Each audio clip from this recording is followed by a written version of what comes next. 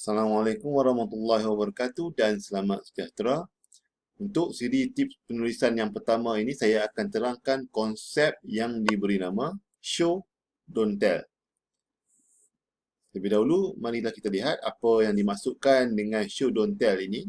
Seperti yang kita terjemahkan, show ini bermaksud tunjuk, manakala tell ini maksudnya beritahu. Dalam mana-mana penulisan kreatif, terutamanya dalam penulisan prosa, cerpen ataupun novel, konsep yang perlu kita banyakkan adalah konsep show dan kita perlu kurangkan konsep tell. Konsep tunjuk ini membolehkan pembaca menikmati dan merasai sendiri apa yang mahu disampaikan oleh penulis. Maksudnya kalau kita memperbanyakkan konsep tunjuk ini, pembaca dia akan boleh membayangkan apa yang kita cuba sampaikan daripada kita sampaikan kepada pembaca apa yang dimaksudkan. Jadi tunjuk lebih daripada beritahu. Macam mana contohnya? Sebagai contoh, kita ada satu gambar di sini. Ini sebagai contoh yang saya ambil di internet. Gambar ini adalah gambar sebuah kafe yang mana ramai orang di dalamnya. Maka bagaimanakah konsep show don't tell ini digunakan dalam menggambarkan situasi di dalam kafe ini? Ini adalah contohnya. Untuk konsep tell, kita nak memberitahu bahawa suasana kafe ini bising dan tidak selesa. Itu yang kita nak beritahu. Tetapi kalau dalam konsep show, tunjuk ini, kita tidak memberitahu perkataan bising dan tidak selesa itu. Sebaliknya kita menggambarkan bagaimana bising dan tidak selesa itu.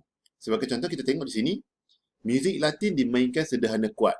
Pekerja keluar masuk. Jadi ini dapat membayangkan bahawa suasana itu bising.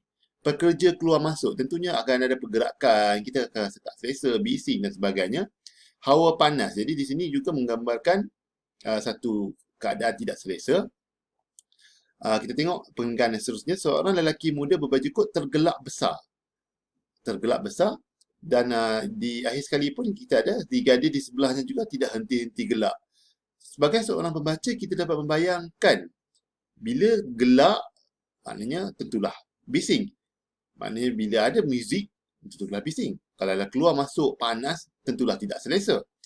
Maka di sini, penulis telah pun menggambarkan suasana bising yang tidak selesa itu tanpa menggunakan langsung perkataan bising dan tidak selesa itu.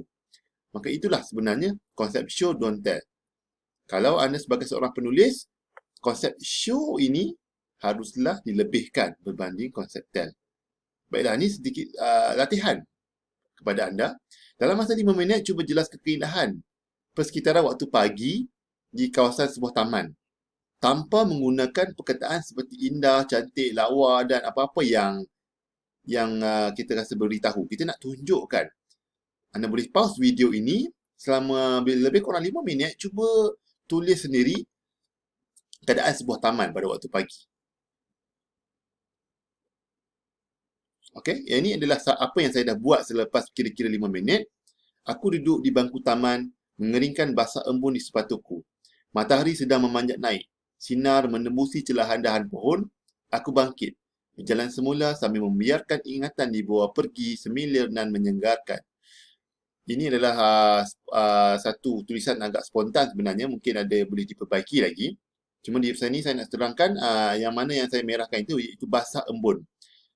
Jadi kita boleh bayangkan embun tentulah waktu pagi. Jarang ada embun pada waktu petang.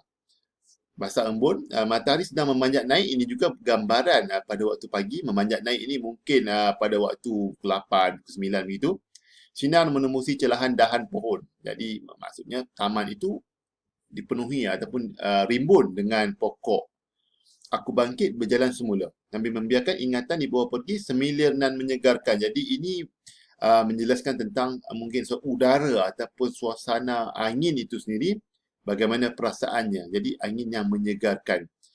Daripada konsep ini, pembaca boleh membayangkan situasi taman tersebut tanpa perlu kita menjelaskan perkataan seperti cantik, seperti selesa, seperti lawa dan sebagainya. Jadi itulah konsep yang pertama yang saya ingin terangkan, show don't tell. Anda boleh praktikan konsep ini dalam penulisan anda, tak kisahlah penulisan puisi, cerpen, novel, bahkan status Facebook anda sendiri. Boleh cuba amalkan dan harapnya akan membantu untuk meningkatkan kualiti penulisan anda. Sekian, terima kasih. Itu saja untuk episod kali ini.